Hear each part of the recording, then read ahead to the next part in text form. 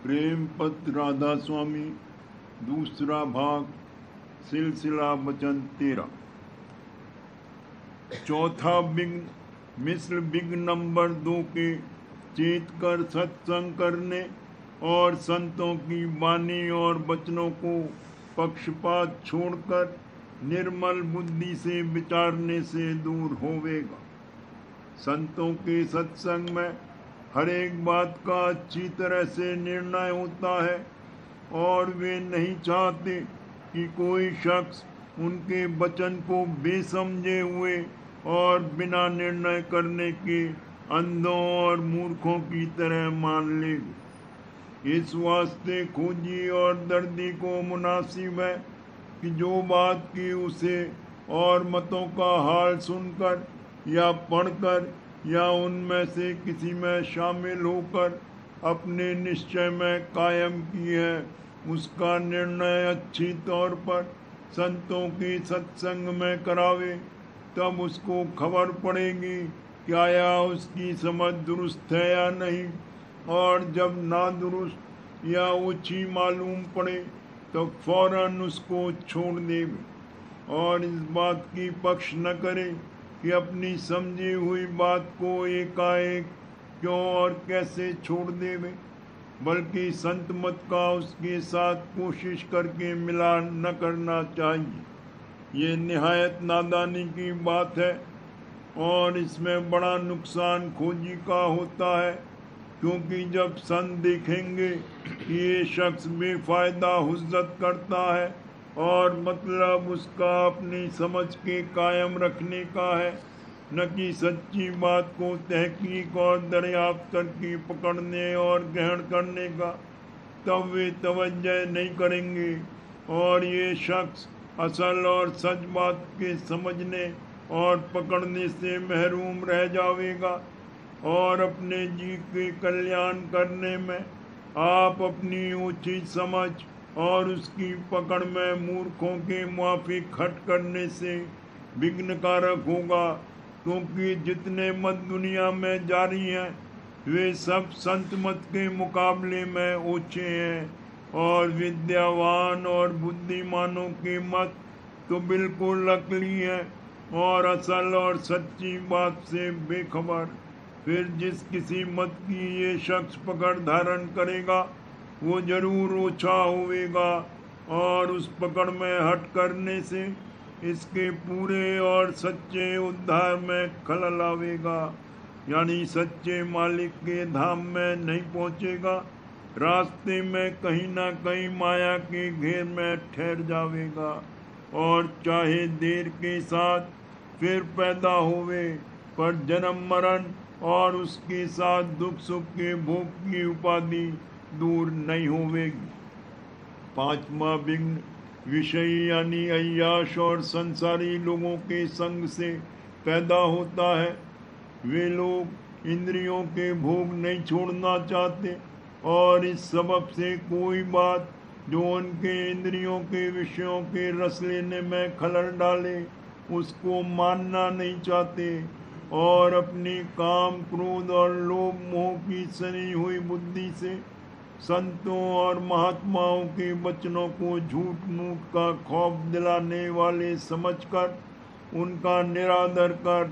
के यकीन नहीं लाते हैं और कहते हैं कि आक़िबत की खबर खुदा जाने, अब तो आराम से गुजरती है,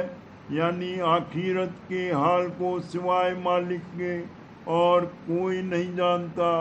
अब जो ऐश और आराम मिल रहा है इसको क्यों छोड़ें। ऐसे जीव इसी जन्म में दुख सुख के धक्के खाते हैं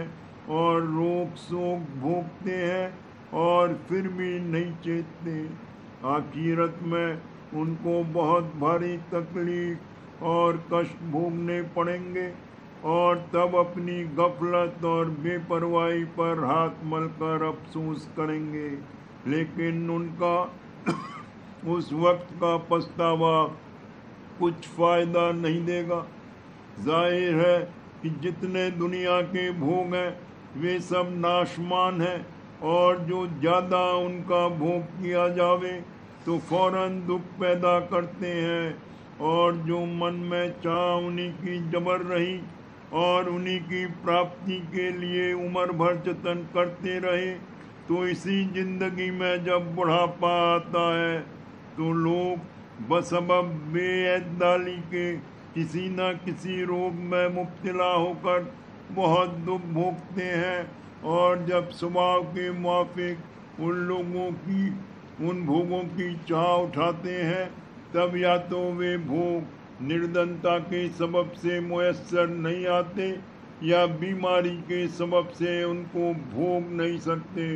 और तड़प तड़प कर जान देते हैं। फिर थोड़े दिन को ऐश और आराम भोग करके इस कदर दुख और निरादर और मन और इंद्रियों को जबरदस्ती रोकने की तकलीफ उठाते हैं। इस वास्ते अक्लमंद आदमी को पहले ही से समझकर और दुनिया का हाल और विषयी लोगों की हालत देखकर नसीहत लेना और आप होशियारी से बरतना चाहिए। छठा विघ्न बहुत भारी नुकसान करता है, यानी जीव निंदकों के वचन सुनकर बेबिचारे या तहकीक किए हुए या बगैर अपनी आंख से हाल और चाल देखने के सत्संग से हट जाते हैं और अपने कच्चे शौक को दबा लेते हैं। इस वास्ते खोजी और दर्दी को मुनासिब है कि जो बात सुने उसको पहले महात्माओं या परमार्थी लोगों के वचन और चाल से मिलावे,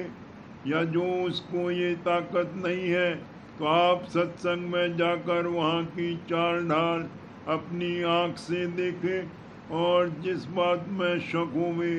उसको बेतकल्लुफ खोल कर बयान करके उसकी असलियत को दरियाफ्त करें और जो चाल उसके नापसंद होवे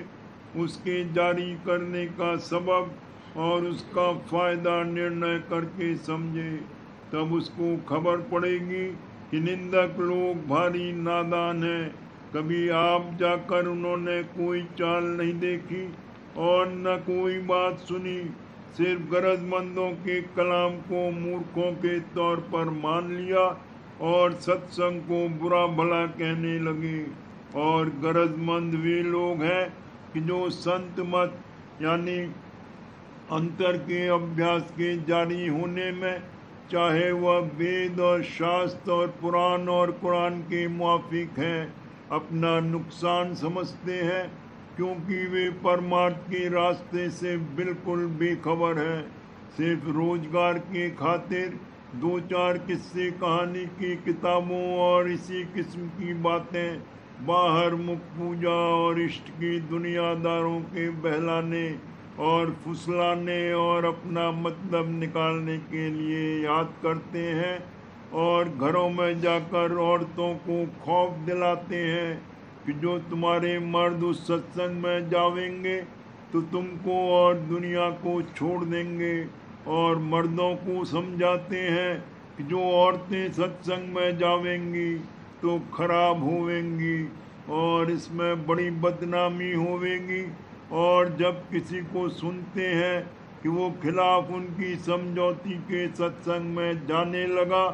तो वे उसकी बिरादरी के लोगों से मिलकर उसकी हंसी उड़ाते हैं और तान और ठटोली की बातें कहकर 10-20 आदमियों के जलसे में उसको शर्म दिलाते हैं, ताकि वो खौफ और शर्म खाकर जल्द सत्संग में जाना छोड़ देवे।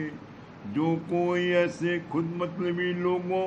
या मूर्ख संसारियों के वचन निंदा के सुनकर सत्संग में शामिल नहीं होवेगा या थोड़े दिन शामिल होकर उनके डर से हट जावेगा, वो अपने जीव के सच्चे कल्याण में आप विघ्न कारक और हारिस होवेगा।